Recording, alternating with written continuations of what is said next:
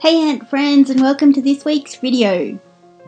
So this week I just wanted to talk about a few things to keep in mind when you're drawing a self-portrait.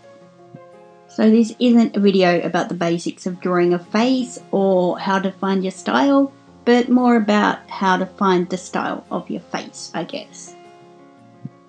The first and most important thing I think is to remember that it doesn't have to be realistic.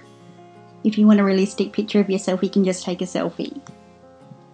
And if you want, you could get all existential about it and be like, who am I? Who do I want to be? How do I want my self-portrait to portray me? But what it really boils down to is what vibe you want to give out. Saying that though, you do want it to have some resemblance to you. You want people to be able to look at it and know that it is you. So what I think is a good idea to do is to note down a couple of key points about how you look, your physical attributes. So for me, I've got red hair, freckles, and dark circles under my eyes. They're all things that have been pretty constant throughout my life, and I think that they're also things that can feed back into the spooky vibe that I'm going for.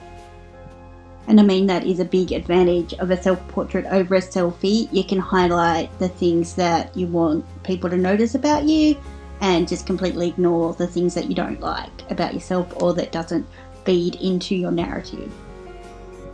So you'll notice here on screen that I'm completely redrawing it, even though I'm keeping the basic points, the red hair, the freckles and the dark circles. I wasn't happy with the vibe it was giving off, and so I wanted to just stylize it a bit more. So I just had a bit of a think about what kind of lines, what kind of shapes would give off the feeling that I wanted. And I really like those little curly lines. I feel like they look a bit spooky, a little bit Tim Burton without being like a full Tim Burton ripoff. And so I decided to go with that and work that into other features like the eyelashes, the lips, the hair. And there are other obvious things you can do to create a vibe. Obviously your palette is going to have a big impact. The materials you use, different textures, all the kind of things that you usually use to create a mood in a piece of artwork, you would do the same for a self-portrait. So let me know if you've drawn a self-portrait or if you're going to have a shot at it.